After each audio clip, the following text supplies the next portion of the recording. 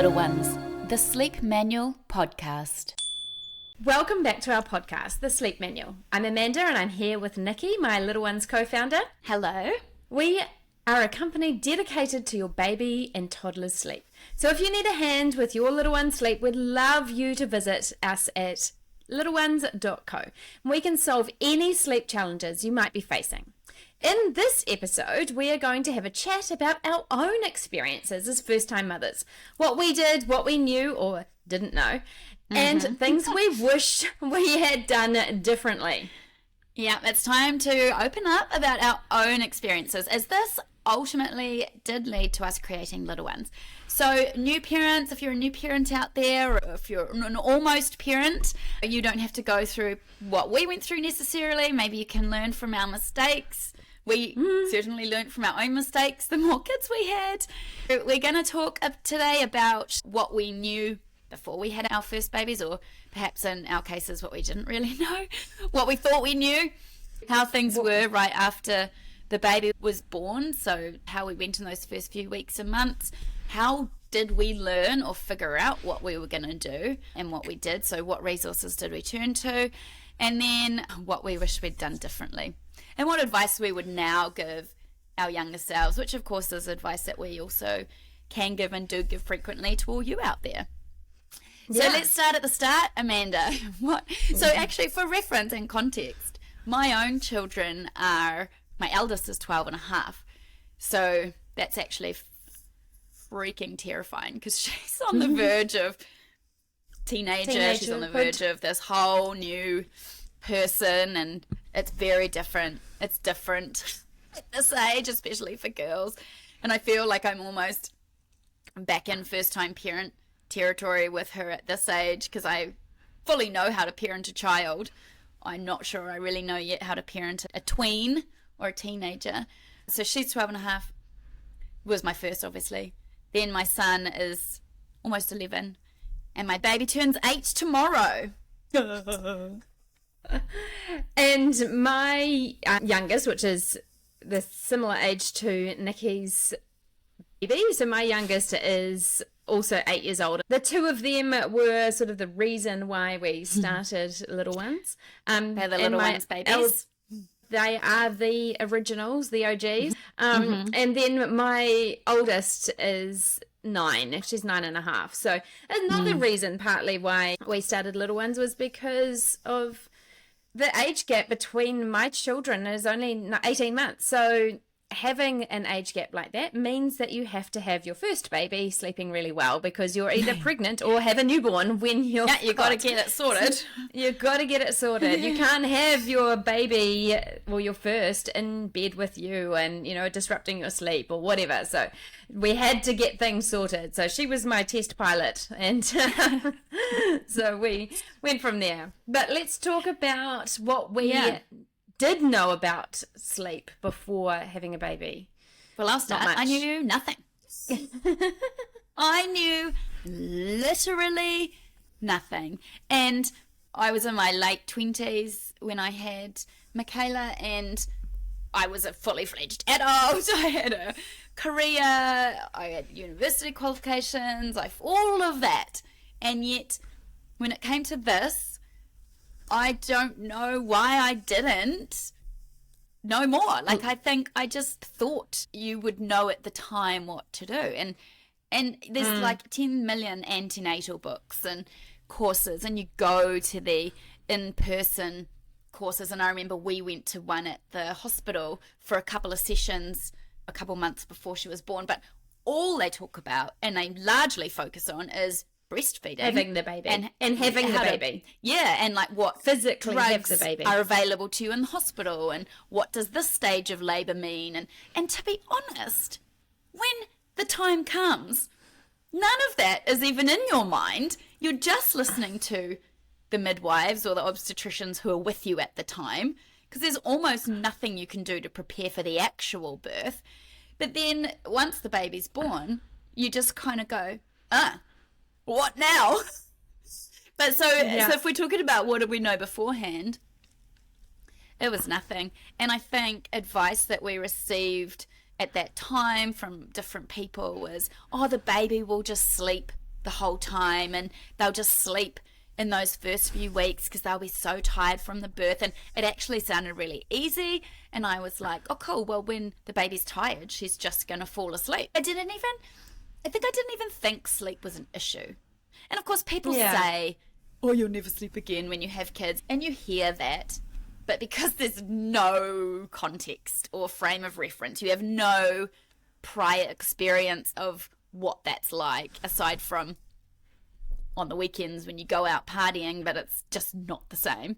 You just can't, there's no way you can understand what that's like. So I think you don't really give it the credit that you should because there's no context for it. You're like, oh, I'll be tired. Whoop-dee. You know? Yeah, I think I'm type A personality. I needed to prepare. So I had done a bit of research, quote unquote, on Google, and as we do, and I had read books. I'd got out a couple of different books about after the baby was born. But yeah, the books generally say that, or is either sort of the eat, play, sleep thing. Yeah. Which, what 2-week-old baby plays. But anyway. Yeah. I know. Play. And then there was the other one that I had read where it was just the whole keep the baby up for an hour and then put them back to sleep. So it was kind of misleading in the fact that it just expected you almost had the wrong information from the start. Yeah, that's right. I would hope that these days, you know, this is 10, 12, 13 years ago for us now. I think these days, with the explosion of social media particularly that's happened in the last decade, and of course our industry, we did definitely, when we started Little Ones, we opened the door for a lot of this kind of online sleep stuff. Yeah. And you would there was nothing like with, this available at all. And which is part of the reason we started Little Ones. But you would hope with all of that's available now, people are maybe having a bit more of an idea in the lead up to having the baby and arming themselves with that knowledge. And I'll tell you this, if anyone is listening and you're pregnant or know someone who's pregnant, or if you just have a very brand new baby, it's never too early, or in fact too late, to educate yourselves on particularly what the sleep situation should look like. But then inside our app, actually, we've got an entire antenatal program inside the app and lessons, and they will talk you through everything you need to know in advance, and then to get through those first couple of weeks as well. So that is something we definitely wish we had. Yeah, and in saying that though, I guess there's nothing that anyone can say that will really prepare you for it. So everybody just thinks their baby is going to sleep. Everybody thinks that you'll but just also know that their what baby's to different do. to And everyone their baby's else's different. baby, That's right. And that you'll just know what to do. And so no matter how much you read, no matter how much you try and prepare, I guess there isn't really the pain point. There is no pain point because there's no pain yet. There's no pain. It will come though, unfortunately. But I know.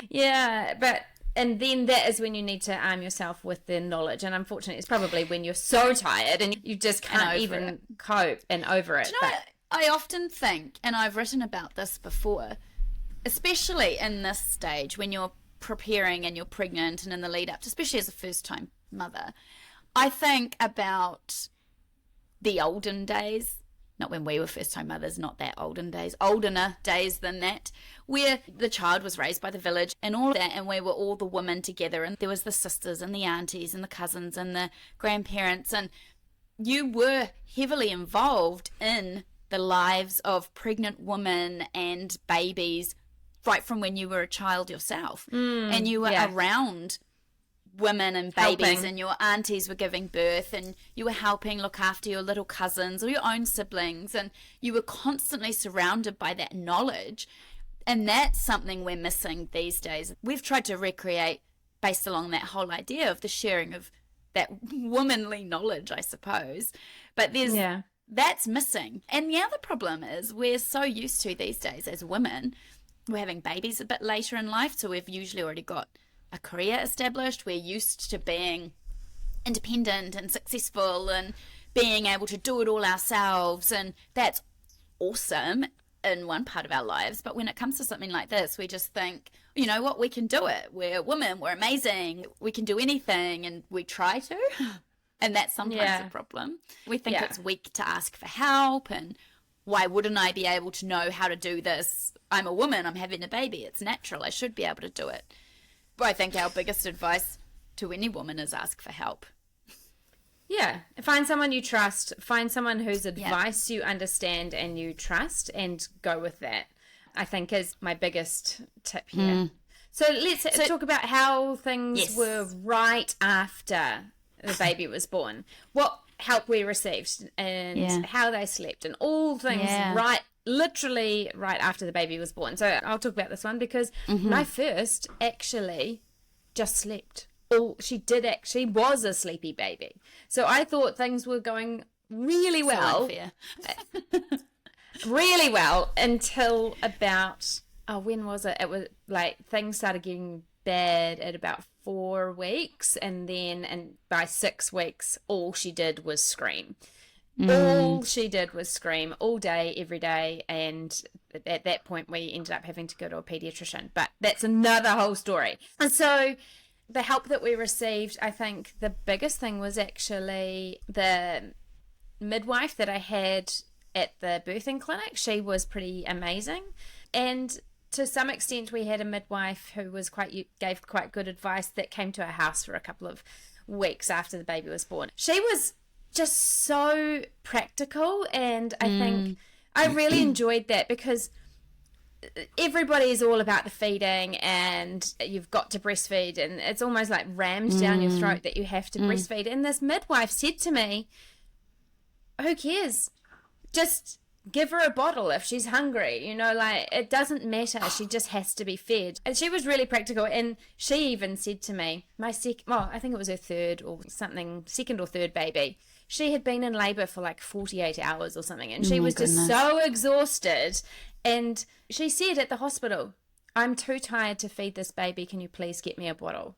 And right from day dot, this baby, she'd been fed a bottle, but also breast milk. So, at the end of the day, you just have to do what you do. So don't let it scare you if you have to bottle feed, because honestly, at any other time in your child's life, are you going to say no to food? I think that was... And for reference, for those of you outside of New Zealand, when we have babies here, you have a midwife who you usually have throughout the entire pregnancy, and you go and have appointments with them, and they check you and they check the baby. And then they are there, and they, all going well, they deliver the baby. There's usually 2 midwives, and they deliver the baby for you. Whereas I know a lot of other countries, I think you have an obstetrician. So that's actually my experience was quite different to most in New Zealand who would have a midwife. I actually did have the obstetrician the whole way through, and then I had a postnatal midwife who would come to our house. She was a new person that I'd never met, but she comes for once a week for 6 weeks, and they sort of help you. They weigh the baby, make sure things are all going well. You can ask some questions. So normally your midwife that's been with you through the whole time then also comes and does those checks afterwards. Well, for us, we had, as you well know, Amanda, we had a very different situation with our eldest because she was not a sleepy newborn. I was like, it was such a culture shock. I mean, the first day or two, sure, she was, and I remember we were having to try and keep her awake for long enough to feed, but I had a very long labour, and I think she was just exhausted, which is pretty standard.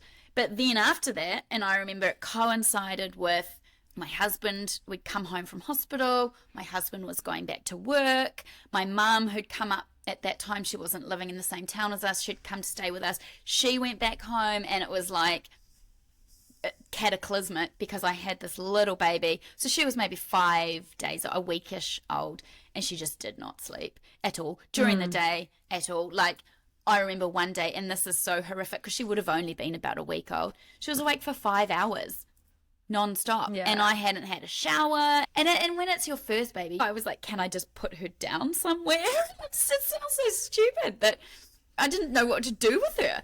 I was like, can I leave her somewhere while I go and have a shower? But then I'm like, but I've got to be watching her the whole time. And in hindsight, by the time you have your third kid, you're just like, chuck them so you know they can't roll away or crawl away.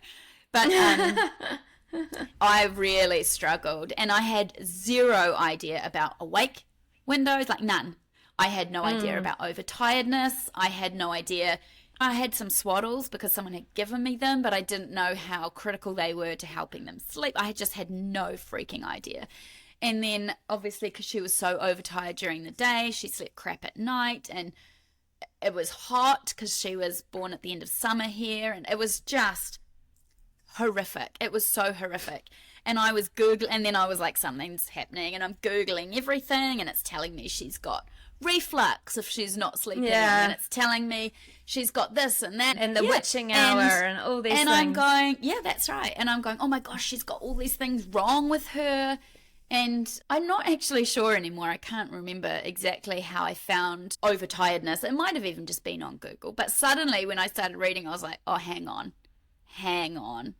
But the point is, it took me a really long time. And also because of, I like to know why things are happening. So I was actively looking for an answer.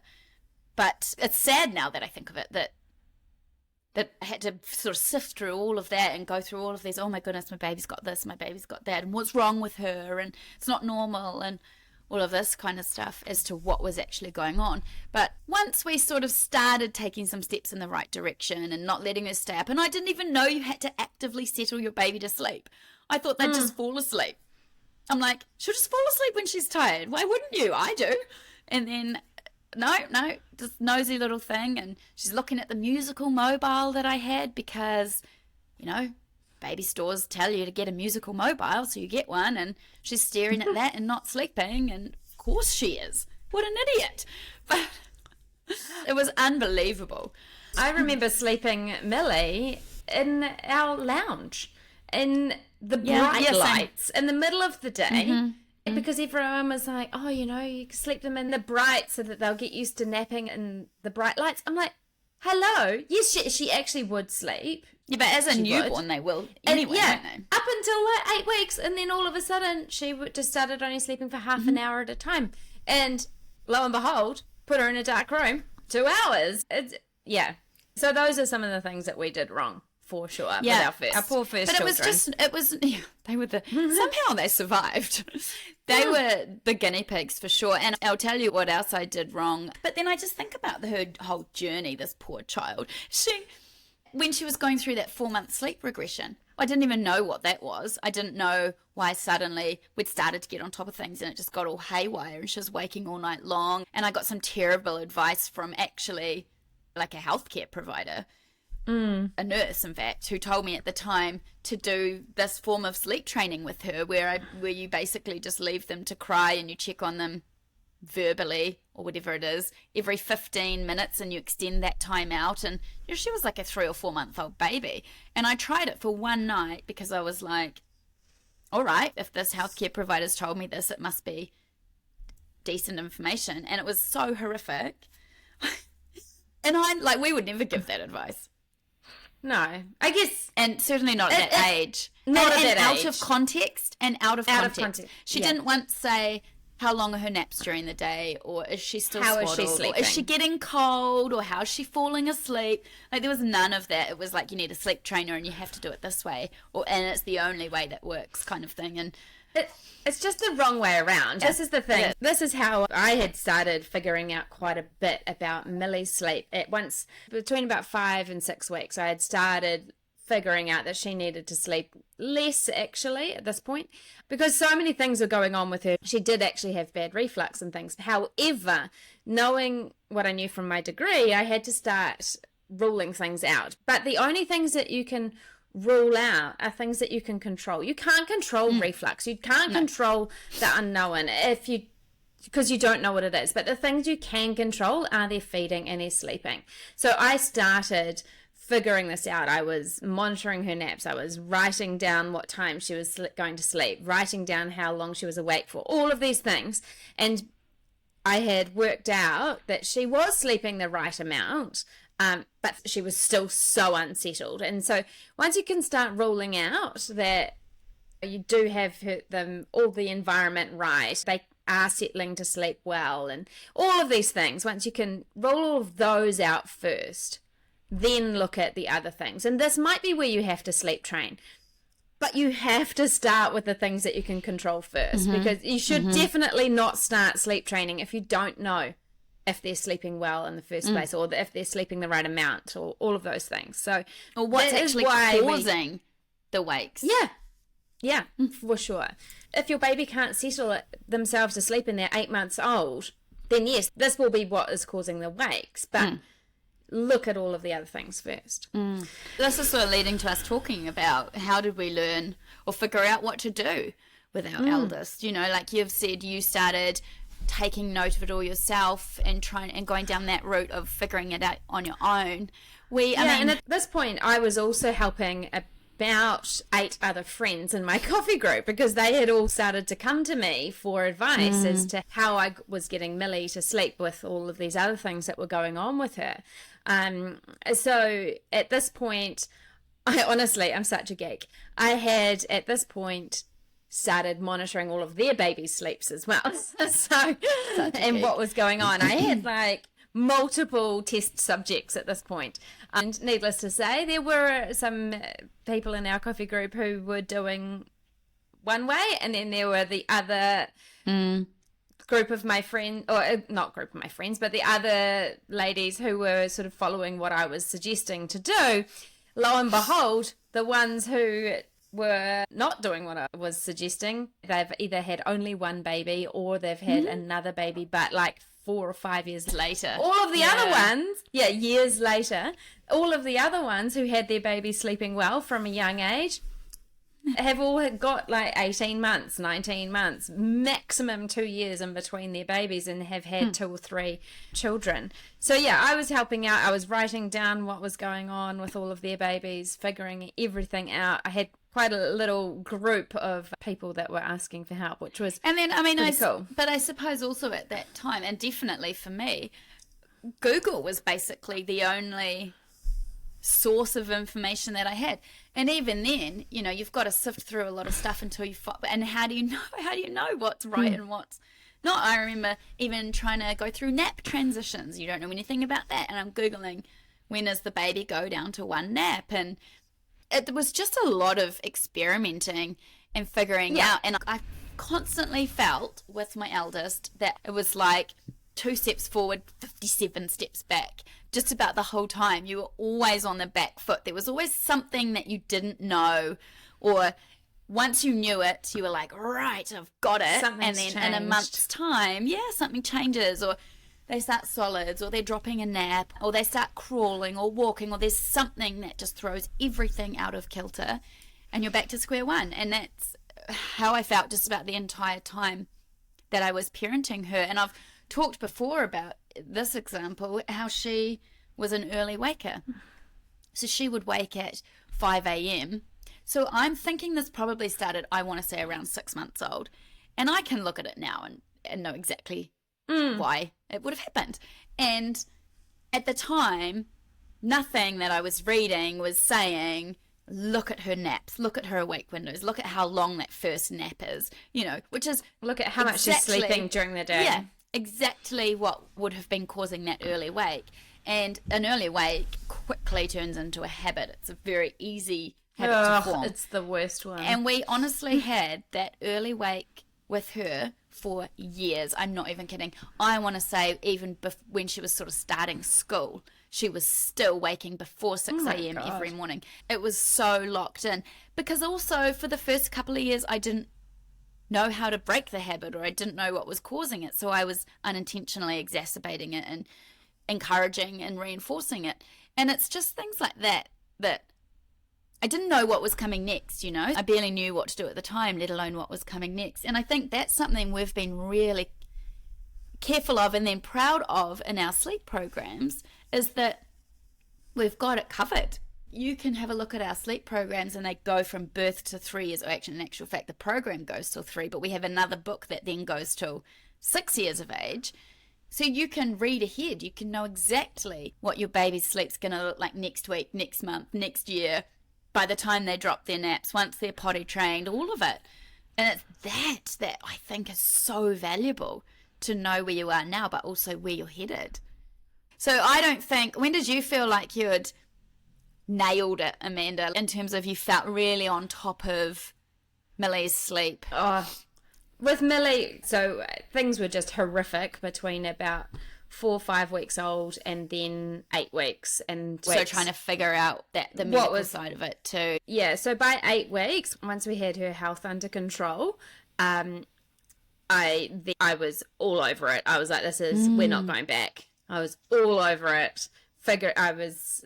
She actually slept, she slept from 10 at night, or from a dream feed till 7 in the morning, from pretty young. So 10 weeks old, I want to say, 8, and she was a good sleeper in the first place. So it did help, but most of her problems could be explained from her health things. Yeah. But in saying that, things still changed. I knew that I had to settle her to sleep in her bed, and I knew that I had to work away from that. So I think I learned in the antenatal group or something, eyebrow patting. Oh, eyebrow closing stroking. their eyes. Yeah. So she actually used to, it was quite good because I didn't have to jiggle her or anything, but she used to go to sleep with eyebrow patting. Funny. We used to call it. Yeah. And Luke would have been able to do it too. And Luke could do it. Yeah, that's right. But then, so I do remember, when it was about 6 weeks old, when things were going awful, he came into the room. He's like, I've been eyebrow patting for 2 hours. Poor Luke. But anyway. Oh, so quite early on. So we were quite early on, and then definitely had to get on top of her sleep, because I can't deal with not much sleep. Nah. I'm a monster. I'm a good sleeper, and I have to have my sleep. So I needed her to be sleeping well. Obviously, I would still wake up and still respond to her if she woke up, but I'm not a happy person if I don't have much sleep, which is partly why we started Little Ones as well, because there are other people out there like us. Yeah, for sure. How about you? When did you feel? Yeah, I don't know. But third child, when she was about 9. Yeah. Yeah, definitely by the third. Well, by Max, I was starting to feel a bit like I nailed it. But with Michaela, I think she was starting to sleep through the night from about 6 months old. I do know that, and I remember that, and I have no freaking idea why. I think. Or how. Yeah. But sleeping through, I mean, it would have been maybe 7 p.m. till 5 a.m. because that was the early wake. Then I think I started to feel like I understood that she needed to have naps. And it's so crazy thinking about it now. And I certainly was eyes open to overtiredness at that point. So that was kind of what I just tried to work on, is not letting her get overtired. I think that was my guiding principle of parenting her in regards to sleep. But like I said, I think that's when I sort of started to feel like, okay, it's not as bad as it seems. But then, like I said, I still did feel a bit like I never really got on top of. I think I felt like I did the best we could with what we had. You know, like the knowledge that you had. Yeah, that's it. I mean, in saying that, a lot of my friends' babies slept worse.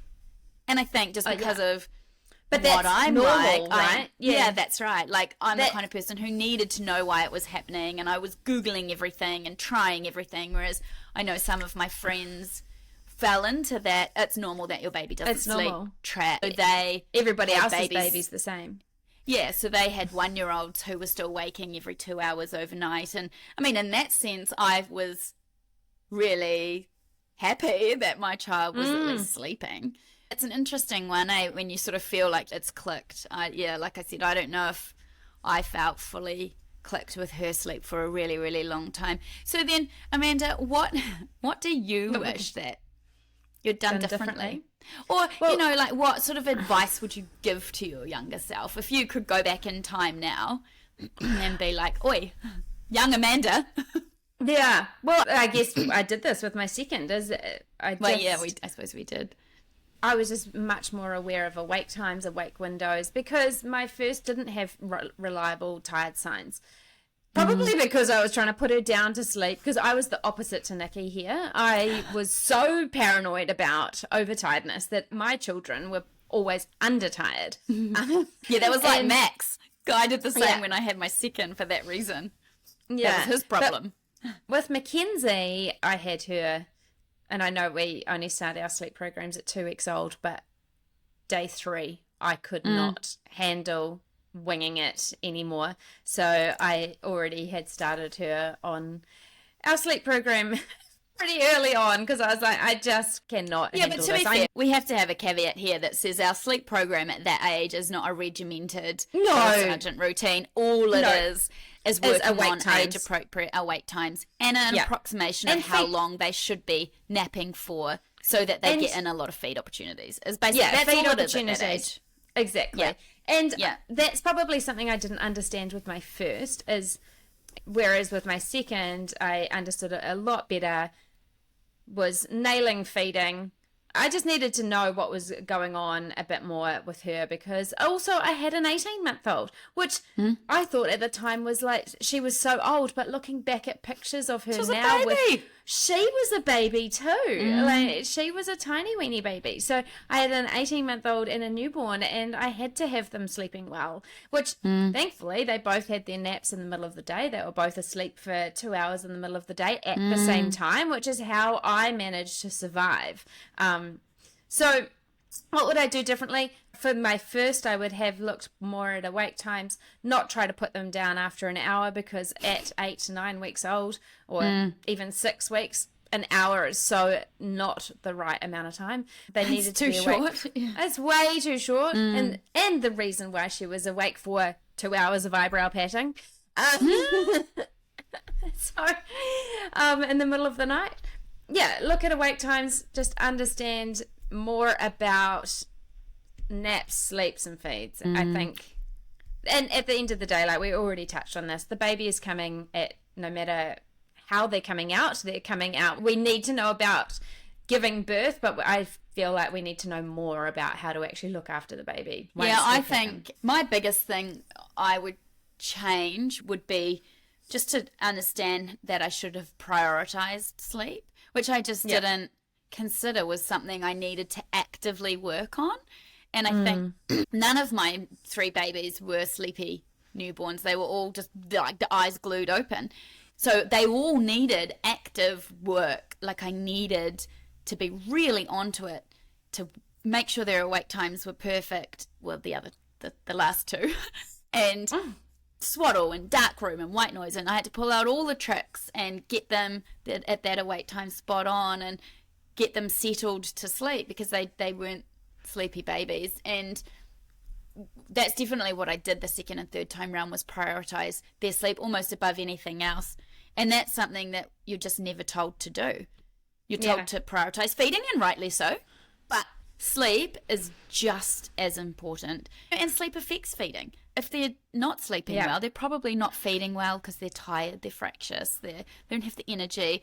And if I could go back in time, I would just shove our app in front of my face and be like, read this. Use this app. You know, this will tell you everything you need to know, and do this, and you don't need to think about it because I've already thought about it for you and I've done all of the thinking. And so I guess ultimately our experiences, particularly that first time around, led us to not only having a pretty huge passion for sleep and how important sleep was to our babies, because we had and I certainly had experienced the flip side of that, but also, you know, we realized that the information that we were seeking and that we needed wasn't readily available.